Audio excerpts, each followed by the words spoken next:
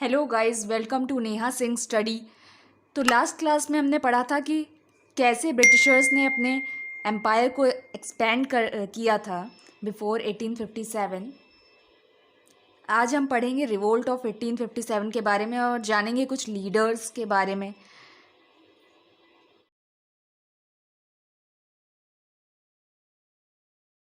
तो हमने देखा था कि ब्रिटिशर्स ने अपने किंगडम को एक्सपैंड करने के लिए काफ़ी यहाँ के नेटिव रूलर्स को डिफीट किया। इसके अलावा कई न्यू पॉलिसीज़ लाइन जिससे यहाँ के जो लोकल रूलर्स थे वो काफ़ी डिससेटिस्फाई थे। फिर उनका सबका जो गुस्सा था वो फूटा 1857 में, रिवोल्ट ऑफ 1857 के रूप में, जिसे फर्स्ट वॉर ऑफ इंडिपेंडेंस भी कहा जाता है और ब्रिटिशर्स की भाषा में इसे सिपॉय म्यूटिनी भी कहा जाता है। ठीक है, तो इसका मेन रीज़न तो हमने पिछली क्लास में ही पढ़ लिया था। अब इमीडिएट कॉजेज़ को हम देखेंगे, यानी 1857 के जस्ट पहले कौन कौन से इंसिडेंसेस ऐसे हुए थे जिसके कारण फाइनली 1857 में आउटब्रेक हुआ था, रिवोल्ट ऑफ 1857 जिसे बोल रहे हैं। ठीक है, तो सबसे पहले देखते हैं कि Nana Sahib was refused pension as he was adopted son of Bajirao Peshwa second. तो नाना साहेब को पेंशन रिफ्यूज़ कर दिया गया था। और नाना साहेब कौन थे?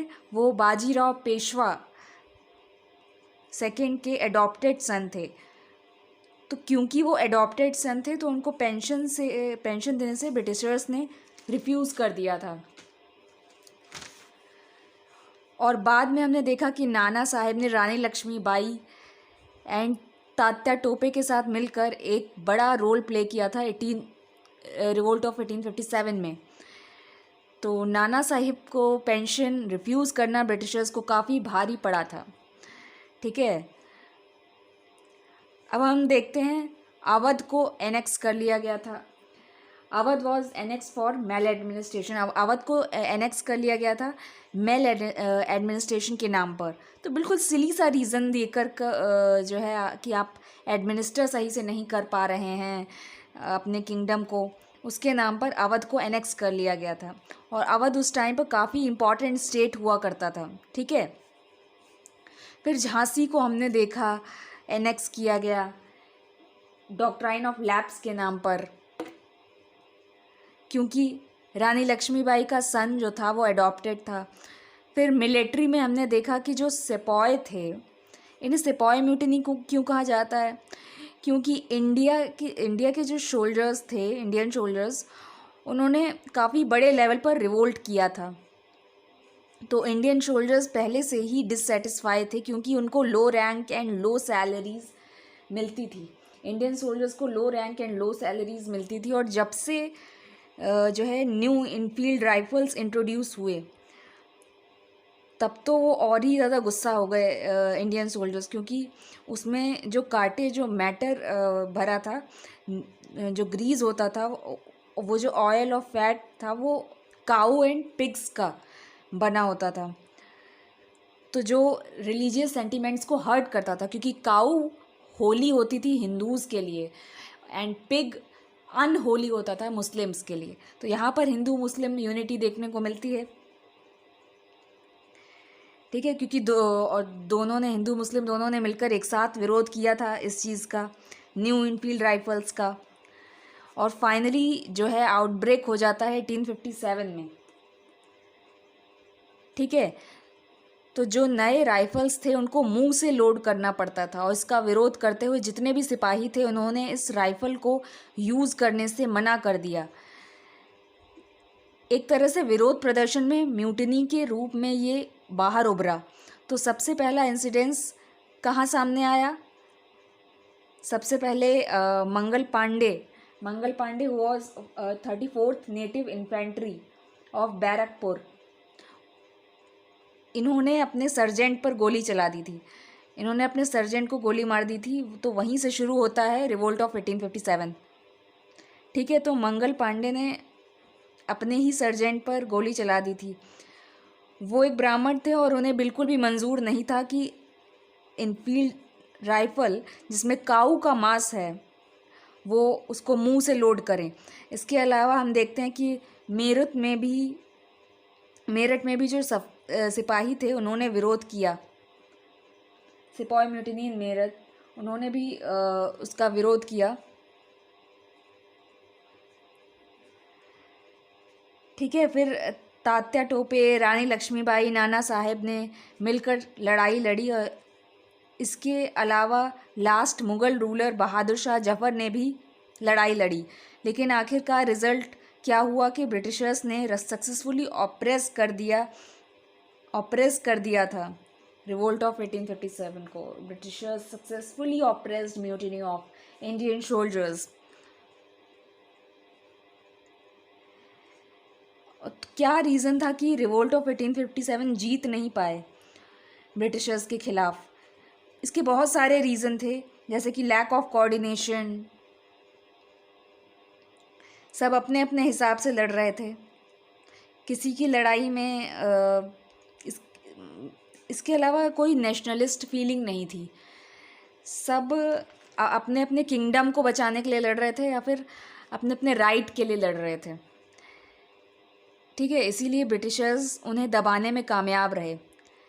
तो चलिए अब कुछ फ्रीडम फाइटर्स, कुछ नेशनलिस्ट हैं, उनके बारे में पढ़ लेते हैं।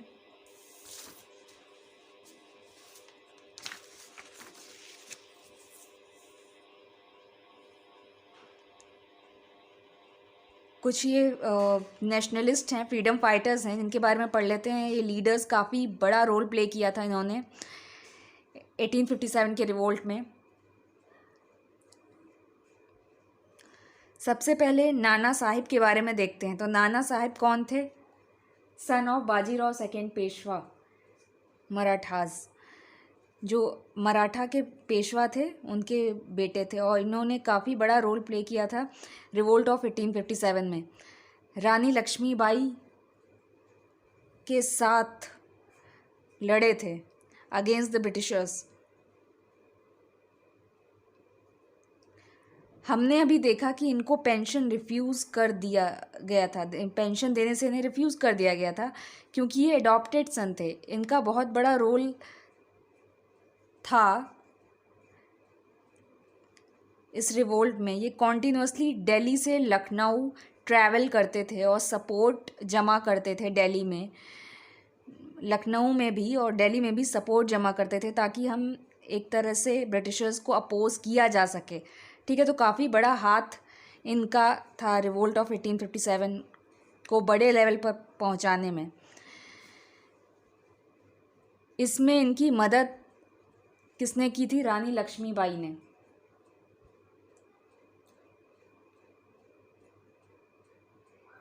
ये सपोर्ट जमा करते थे, दिल्ली और लखनऊ कॉन्टीन्यूसली ट्रैवल करते थे ताकि ब्रिटिशर्स को अपोज किया जा सके। और रानी लक्ष्मीबाई के बारे में देखते हैं कि रानी लक्ष्मीबाई की मदद करी थी, रानी लक्ष्मीबाई ने मदद करी थी नाना साहेब की इस चीज़ में। ये झांसी की रानी थी, इनको तो सभी जानते हैं, और वो रूलर ऑफ झांसी की वाइफ थी, wife of ruler of Jhansi. Anand Rao इनके अडॉप्टेड सन थे। तो आनंद राव अडॉप्टेड था, इसलिए झांसी को एनेक्स कर लिया गया था डॉक्ट्राइन ऑफ लैप्स के तहत। अब हम देखते हैं तात्या टोपे के बारे में। तो जनरल ऑफ नाना साहेब, तात्या टोपे को इन्होंने भी बहुत बड़ा रोल प्ले किया था रिवोल्ट ऑफ 1857 में। तो ये जनरल थे नाना साहेब के। इन्होंने तात्या टोपे ने रानी लक्ष्मीबाई के साथ मिलकर ग्वालियर फोर्ट को जीता था। He fought along with two win fort of Gwalior. Britishers के खिलाफ ग्वालियर फोर्ट को जीता था। तो 1857 की एक बड़ी विक्ट्री में अगर इंडियन रूलर्स की बात करें तो फोर्ट ऑफ ग्वालियर की जीत बहुत बड़ी विक्ट्री में मानी जाती है 1857 के रिवोल्ट में। और उसमें सबसे बड़ा हाथ था तात्या टोपे और रानी लक्ष्मीबाई का। ठीक है, तो आप ये याद रख सकते हैं कि फोर्ट ऑफ ग्वालियर किसने कैप्चर किया था? तात्या टोपे ने कैप्चर किया था विद द हेल्प ऑफ रानी लक्ष्मीबाई। ठीक है। तो ये सारे रूलर्स थे जिन्होंने बैटल ऑफ 1857 में बड़ा रोल अदा किया। लेकिन इसके अलावा कुछ और भी लीडर्स थे जिन्होंने सोशल कॉज काफ़ी उस समय अपलिफ्ट किया इंडियन सोसाइटी को। तो ये सोशल लीडर्स कह सकते हैं उन्हें। सोशली उन्होंने बहुत अपलिफ्ट किया उस टाइम। आपको पता है कि समाज हमारा बहुत पिछड़ा हुआ था। तो इन लोगों ने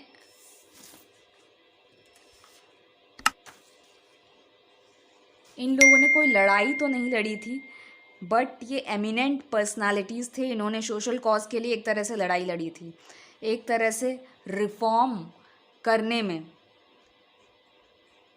इंडिया में अगर रिफॉर्म की बात करें तो बहुत बड़ा हाथ है इनका। तो देखते हैं सबसे पहले कौन है इसमें। सबसे पहले हैं राजा राम मोहन रॉय। राजा राम मोहन रॉय, ही फाउंडेड ब्राह्मो समाज एंड आत्मीय सभा।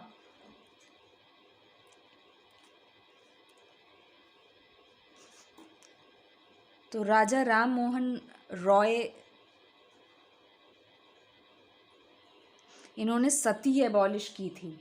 सती एबॉलिश करने में इनका बहुत बड़ा हाथ है। तो सती सिस्टम के बारे में सब जानते हैं कि एक कुरीति थी हिंदू धर्म में, उसे दूर करने में इनका बहुत बड़ा हाथ था। इन्होंने ब्राह्मो समाज और आत्मीय सभा की स्थापना की थी। इसके अलावा इनके 2 जर्नल भी आते थे। संवाद कौमुदी, जो कि बंगाली लैंग्वेज में था, संवाद कौमुदी था। इसके अलावा उन्होंने कुछ सोशल इवल्स जैसे सती सिस्टम, कास्ट सिस्टम को एबॉलिश करने में काफ़ी लड़ाइयाँ लड़ी। और एक इम्पॉर्टेंट फैक्ट ये है कि सती जो है फाइनली एबॉलिश किया गया विलियम बेंटिक के टाइम पर। विलियम बेंटिक ने सपोर्ट किया सती एबॉलिश करने में, क्योंकि उस टाइम विलियम बेंटिक की गवर्नमेंट थी। नेक्स्ट आते हैं दयानंद सरस्वती पर। ही फाउंडेड आर्य समाज। तो उन्होंने आर्य समाज की स्थापना की थी। इनकी बहुत से एक फेमस लाइन है, go back to the Vedas, वेदों की ओर लौट चलो। उनकी बुक्स जो है वेद भाष्य, भूमिका, सत्यार्थ प्रकाश, ये उनकी फेमस बुक्स हैं। नेक्स्ट आते हैं स्वामी विवेकानंद पर। ही फाउंडेड रामकृष्ण मिशन। उन्होंने रामकृष्ण मिशन की स्थापना की थी। डिसाइपल ऑफ रामकृष्ण परमहंस के शिष्य थे। ओरिजिनल नेम इनका नरेंद्र नाथ दत्ता था। Attended religious conference in Chicago. और उनके 2 पेपर्स उन्होंने जो पब्लिश किए थे वो उद्बोधना एंड प्रबोधया, ये आप याद रखिएगा।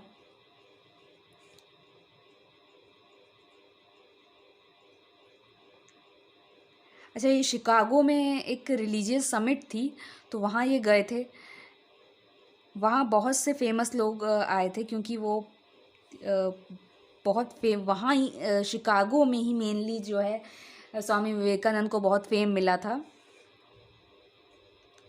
वो पहले ऐसे इंसान थे जिन्होंने लेडीज़ एंड जेंटलमैन की जगह my dear brothers and sisters कहा था। भाइयों और बहनों कहने वाले लोग पहले लोग थे, वो पहला इंसान थे। इससे काफ़ी तालियों की गड़गड़ाहट गूंज उठी थी शिकागो में, जो रिलीजियस कॉन्फ्रेंस हुआ था शिकागो में। ठीक है, तो इंडियन कल्चर को इन्होंने काफ़ी बढ़ावा दिया था। तो इनके 2 पेपर आते थे, उद्बोधना और प्रबोधया, ये याद रखिएगा, उद्बोधना एंड प्रबोधया। आप उद्दो और प्रद्धो करके याद कर सकते हैं शॉर्ट में। इसका ओरिजिनल नेम नरेंद्र नाथ दत्ता है, आपको पता ही है। और इन्होंने रामकृष्ण मिशन की स्थापना की थी।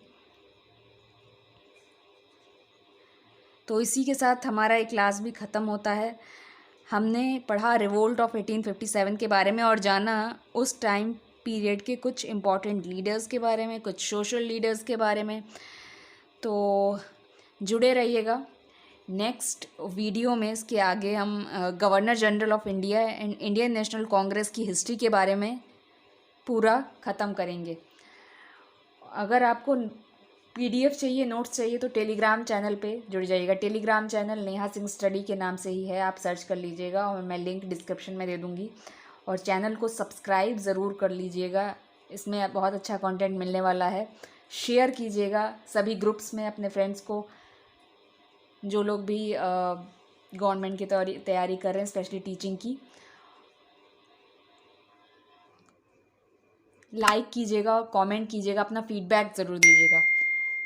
This is Neha Singh signing off.